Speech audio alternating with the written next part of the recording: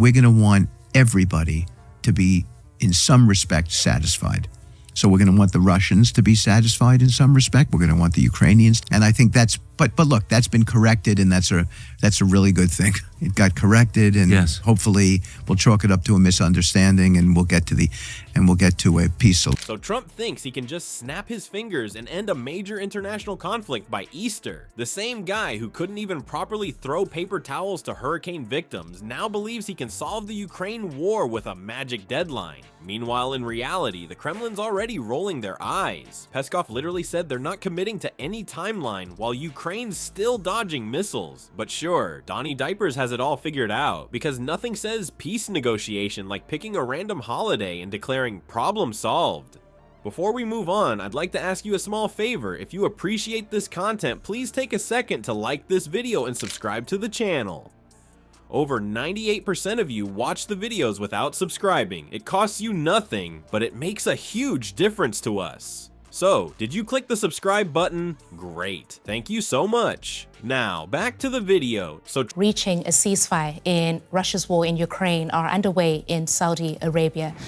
Representatives from the United States and Russia are in Riyadh for the negotiations. The Kremlin says there is an understanding with the US that the war needs to end, but there are many aspects to be worked out. Putin's got a huge respect for the president. And, you know, you saw what happened in the Oval Office with Zelensky and the president, right? Yes. I mean, just like disrespecting him is not a healthy way. The arrogance of small countries. It's like, get some perspective. I mean, come on. How can you imagine acting like that? Trump thinks he can solve international conflicts like he's ordering a McDonald's meal. I'll take one Ukraine ceasefire with a side of world peace. Ready by Easter, please. Because apparently in Trump's world, war is just like a fast food order that you can have delivered on a specific date. Who knew ending a major European conflict was as simple as circling a day on the calendar? Our former president, the self-proclaimed master dealmaker, has decided that Easter Sunday is the perfect deadline for this war to wrap up, because nothing says peace on earth like arbitrarily picking a religious holiday as your ceasefire date without actually addressing any of the complex issues that started the war in the first place. It's like telling two kids fighting over a toy that they need to stop by dinner time without figuring out who gets the toy afterward. Despite the talks, Russia and Ukraine continue to trade drone attacks over the weekend.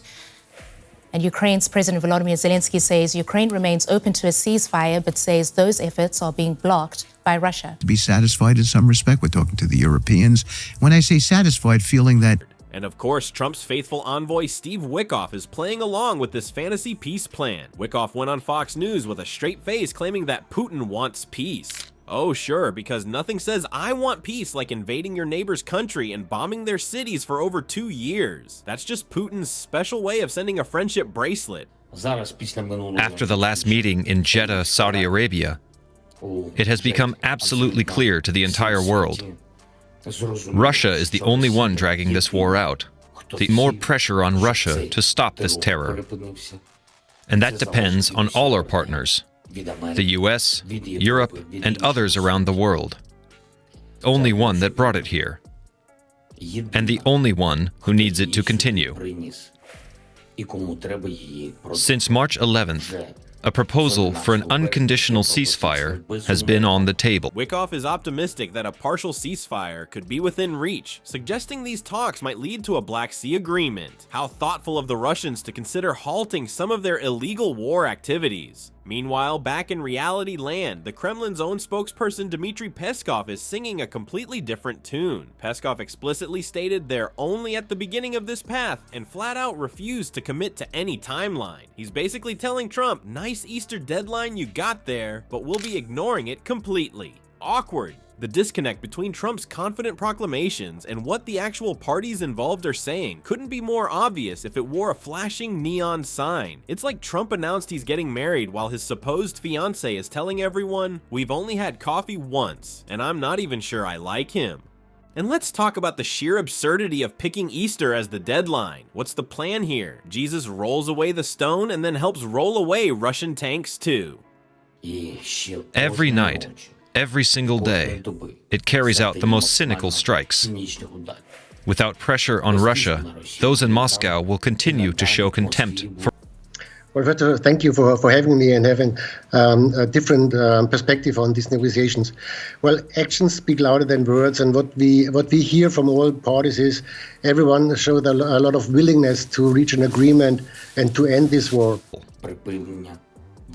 And these attacks could have already stopped. But it is Russia that continues all this.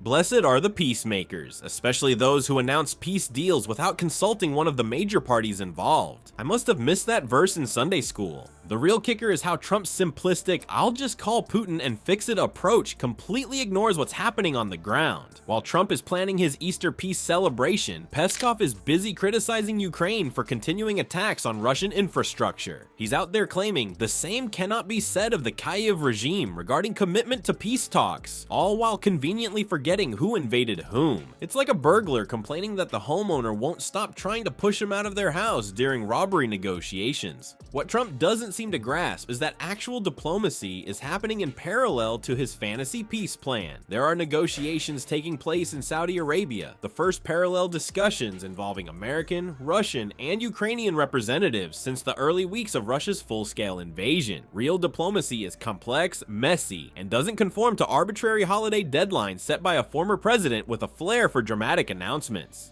The Saudi Arabia talks represent actual progress, even if small, while Trump's Easter announcement is more like a PR stunt than a serious diplomatic initiative. It's the difference between professional chess players carefully considering each move and someone flipping the board over while yelling, "I win." Trump's Easter deadline reveals his fundamental misunderstanding of international conflicts. Wars don't end because someone famous wants them to end by a certain date. They end when the underlying issues are resolved, when both sides find acceptable compromises, or when one side decisively defeats the other. None of these things happen just because you circled a date on a calendar and declared "peace by here, please." So there you have it, folks. Trump's magic Easter ceasefire is just the latest in his long line of fantasy diplomatic achievements. This is the same guy who's been promising to solve complex global problems faster than a microwave heats up a burrito. History doesn't lie. Trump loves making grand proclamations about fixing the Middle East or ending trade wars with China that somehow never quite materialize in reality. Next time Trump announces he's eliminated world hunger by Arbor Day or reversed global warming by National Donut Day, maybe we should check if anyone besides Fox News got the memo. It's classic Donnie Diapers. Pick a random holiday, declare victory, then act shocked when the actual participants in the conflict say, "Huh? What deadline?" Remember, our orange friend picking symbolic dates for world peace is about as effective as using a water gun to put out a forest fire. Grumpy Trumpy might be good at setting deadlines, but understanding complex geopolitical problems? Not so much.